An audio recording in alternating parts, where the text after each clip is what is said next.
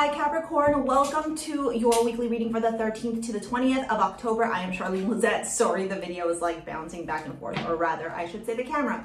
Just give it a minute and it'll settle down. Okay, so very interesting.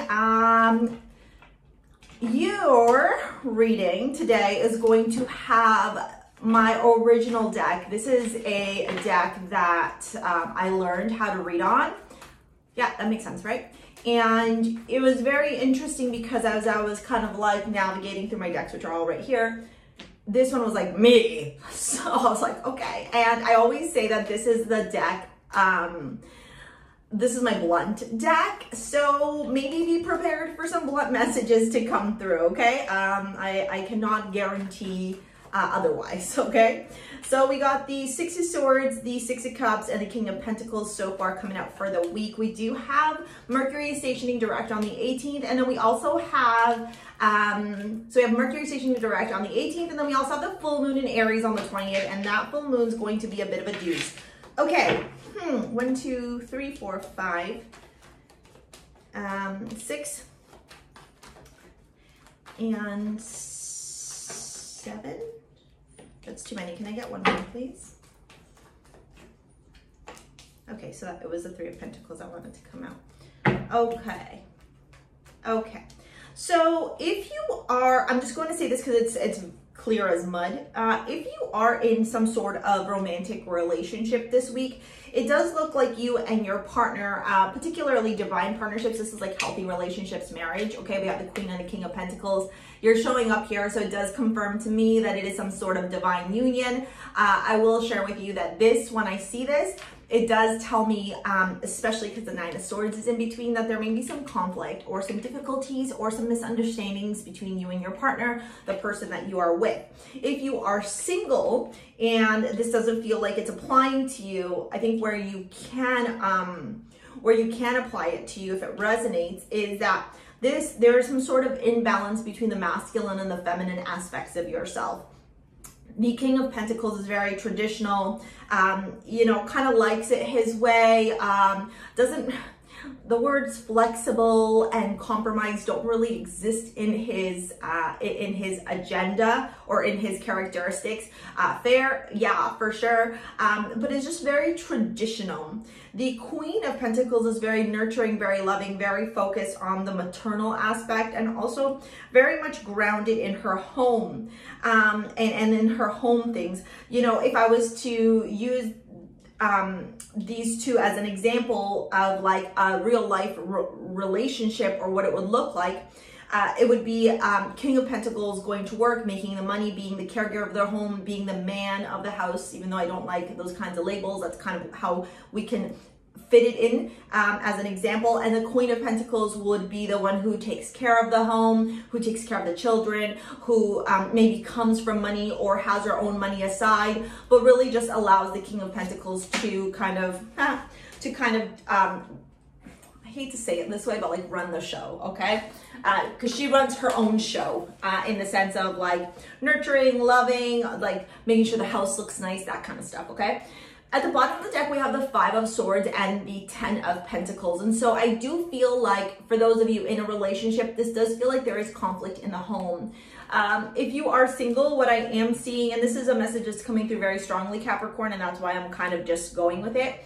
I do see that there is some type of internal conflict, or maybe some type of like, almost feels like overanalysis, paralysis, and mental anguish around if the possibility exists that you will find a partner that you can share this with, okay? Or if the possibility exists that you'll ever find love, or if you're feeling like, you know, every person that you meet is not the right person for you. Like there just feels like there is some conflict. It just feels like, I should say, based off the cards, that there's some conflict around romance, love, the home life, what a happy life looks like for you, right? Some people might say a happy life for them is traveling all over the world. Others would say like living in a Winnebago. Others would say I need a mansion. Others would say, you know, there's going to be different perfect lives for everybody, right? So I think that the biggest message here is the internal conflict and mental anguish that you're feeling around how do you create that perfect life for yourself.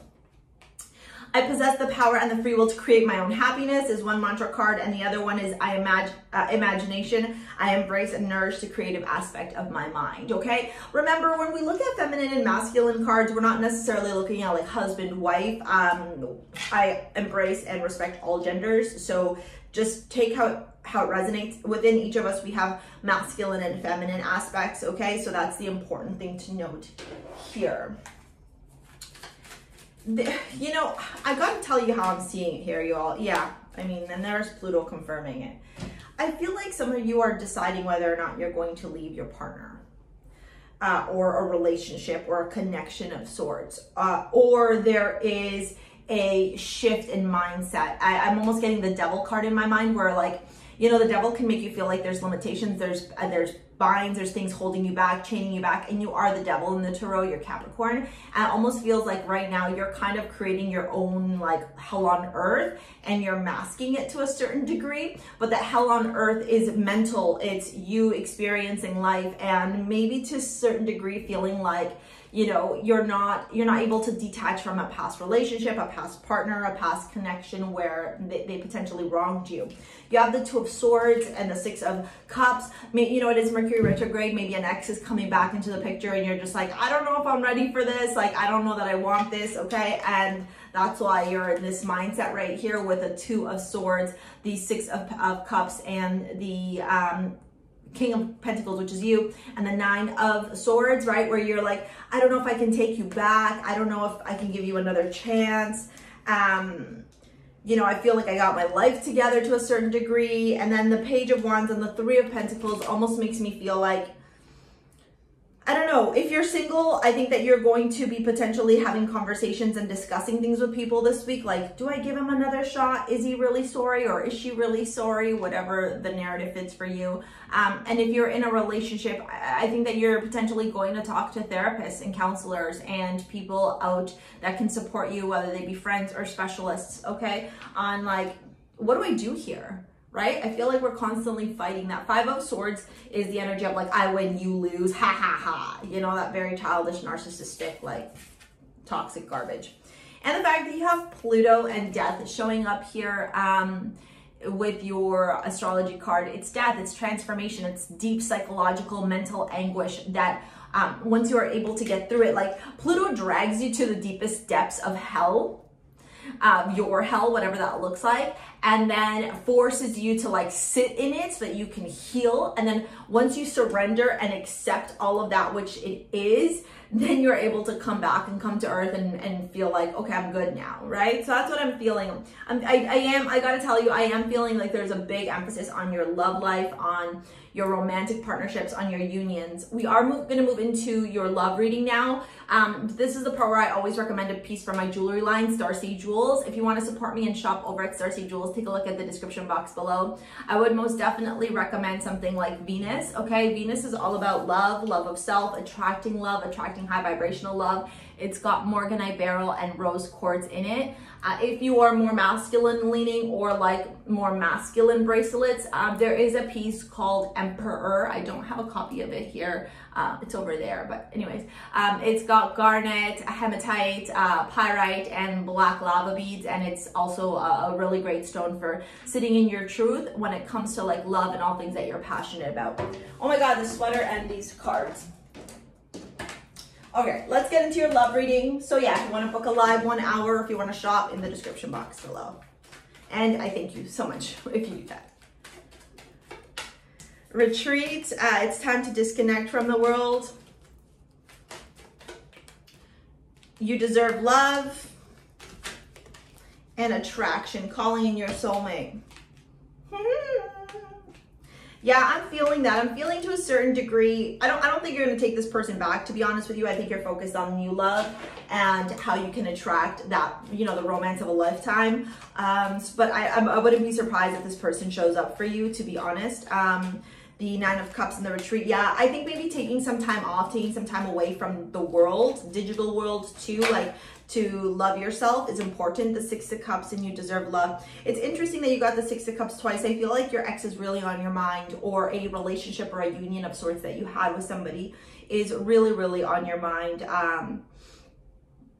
It almost feels like you're wondering if you're ever going to be able to have it again. And yes, you will, and it'll be way healthier than whatever that was. And the Ace of Cups attraction. Yeah, so for some of you, it could be somebody coming in to give you an offer, okay? So new love could be on the horizon for some of you, and for others, it's closing that chapter that maybe you were attached to in the past, so that you can welcome in new love and open up your heart and your space for new romantic partnerships. All right, Capricorn, thank you so much for your likes, comments, your shares, your subscribes. Thank you for being you. Thank you for supporting me over at STARSEA Jewels, for booking like 1-hour readings with me. I'm so immensely grateful. We'll see you later, alligator. Peace out. Bye.